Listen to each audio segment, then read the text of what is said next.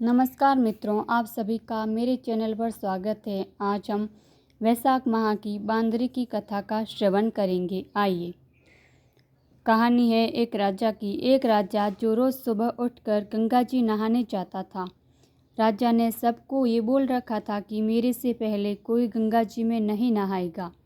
एक बांदरी थी जो राजा से पहले नहा लेती थी। जब राजा नहाने जाता था तो उसको पानी हिलता हुआ दिखता था। जब राजा को इस बात पर शंका हुई, कोई मेरे से पहले नहाता है, तो राजा ने वहाँ पर पहरा बैठा दिया। गंगा किनारे एक पहाड़ी थी जहाँ पर वो बांदरी बैठी रहती थी। राजा के नहाने से पहले ही वो नहाकर पहाड़ी पर बैठ जाती थी। ऐसे ही नहाते नहाते पूरा वैशाख का महीना बीत गया। एक दिन उस बांदरी को नहाते हुए सिपाहियों ने देख लिया और पकड़कर राजा के पास ले गई। राजा का यह प्रण था कि अगर कोई औरत मेरे से पहले नहाएगी तो उससे विवाह कर लूँगा। राजा ने बांदरी से विवाह कर लिया। वैशाख नहाने के पुण्य से बांदरी के गर्भ लग गया। पूरा 9 महीना होने को आया। तब बांदरी ने राजा से पूछा कि जब मेरे बच्चा होने का समय आएगा तो मैं क्या करूँगी। तब राजा ने महल में टाली बंधवा दी और बोला कि जब तुम्हारी दर्द उठे तो इस टाली को बजा देना, फिर मैं आकर बंदोबस्त कर दूंगा। राजा की और भी रानियां थीं जिनको बच्चा नहीं था। बांदरी के बच्चा होने वाला है, ये बात उनको जला रही थी।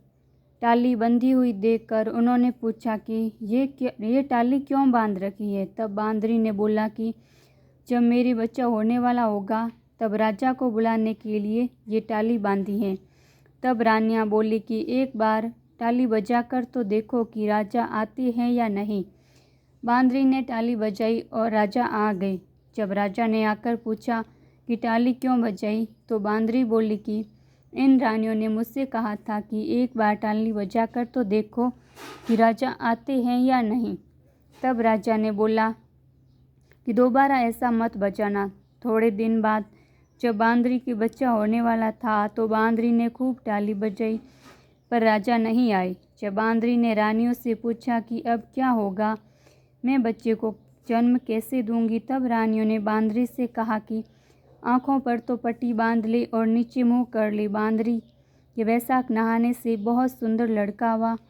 जब रानियों ने यह देखा कि बहुत सुंदर लड़का हुआ है तो रानियों ने दासी से कहा कि इस बच्चे को नदी में डुबोकर आ जाओ और बांदरी के पास पत्थर रख दो और राजा को बोल दो कि बांदरी को पत्थर हुआ है। राजा ने इस बात को सुनकर अपने मन में संतोष कर लिया कि और रानियों की तरह इसको भी बच्चा कैसे हो सकता है। उधर उस दासी से बच्चा नदी में नहीं फेंका गया। वो उस बच्चे को वहाँ पर काम कर रहे कुमार के बर्तन में रख कर आ गई। जब कुमार कुमारी ने किसी बच्चे की रोने की आवाज़ सुनी तो उन्होंने वहाँ जाकर देखा तो बच्चा था। तब कुमार ने कुमारी से कहा कि भगवान ने हमारी सुन ली, हमारे बच्चा नहीं है और भगवान ने हमें बच्चा दे दिया है।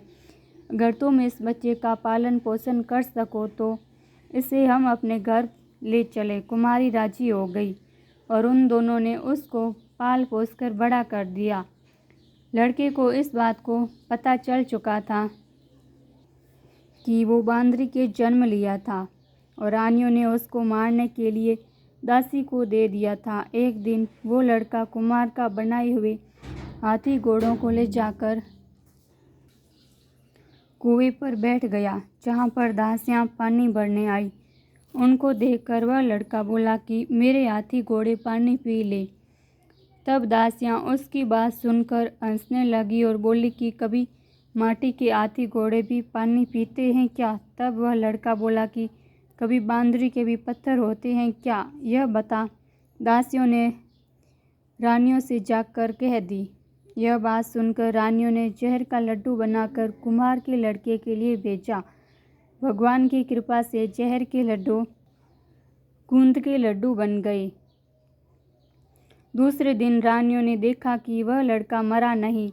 तब रानियों ने राजा से जिद करके कुमार को उस बस्ती से निकलवा दिया। कुमार जंगल में रहने लग गया। गणगौर का महीना आ गया। कुम्हार का लड़का 101 करवा 101 गोली ले घड़ों में पानी भरकर बगीचे में जाकर बैठ गया, जहाँ पर राजा के साहूकारों की लड़कियां गणगौर पूजने के लिए मिट्टी ले जाने के लिए आई।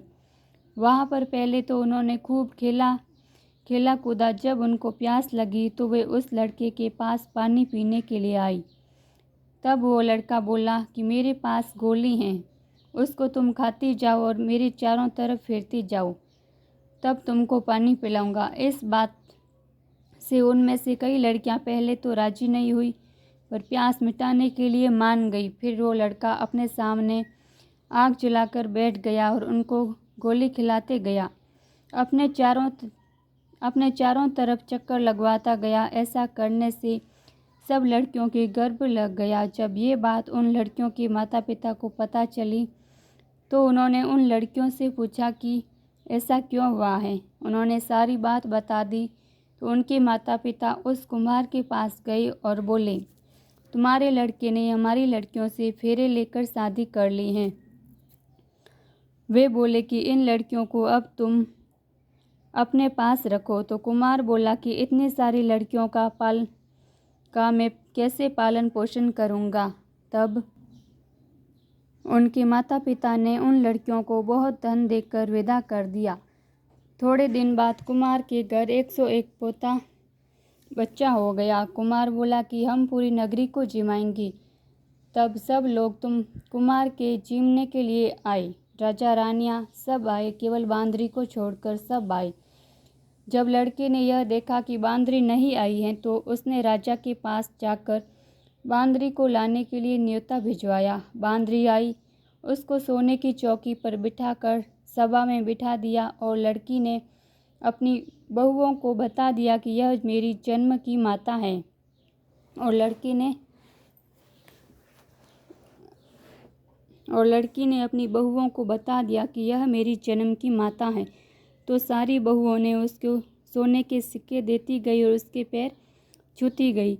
बांदरी के पोते को गोदी में देती गई और बांदरी से आशीर्वाद दिलाती गई। राजा को ये बात समझ में नहीं आई कि ये लड़का बांदरी की इतनी खातिरदारी क्यों कर रहा है। रानियों की यह बात समझ में आ गई, यह बांदरी का लड़का है। राजा ने सबसे बोला कि मेरा तो अपमान हो गया है, मैं यहाँ से जा रहा हूँ। तब लड़के ने राजा को रोका और बोला कि आप क्यों जा रहे हैं। तो राजा ने लड़के से पूछा कि तुम बांदरी की इतनी खातिरदारी क्यों कर रही हो। तो लड़के ने राजा को सारी बात बता दी कि ये मेरी जन्म की माता है। जो दासी उस लड़के को नदी में बहाने के लिए ले गई थी वहाँ पर ही बैठी थी। तो दासी भी राजा को सारी बात बता दी। तो राजा ने सब रानियों को जेल में डलवा दिया और बांदरी सारी बहुओं, पोता पोतियों और अपने लड़के को पूरे गाजे बाजे के साथ अपने महल ले गया। सबको अलग अलग महल बनवा दिया और लड़का राज करने लगा। राजा ने कुम्हार से कहा कि आप दोनों भी मेरे साथ चलो, लेकिन कुम्हार राजी नहीं हुआ। फिर राजा ने कुम्हार को बहुत सारा धन दौलत दे दिया। तब सभी लोग बोलते हैं कि वैशाख महीने में नहाने से बहुत पुण्य मिलता है। जैसे बांदरी वैशाख नहाई, राजा को राज मिला, उसी तरह आपको भी भगवान सुख संपत्ति दें। धन्यवाद। कथा संपूर्णम।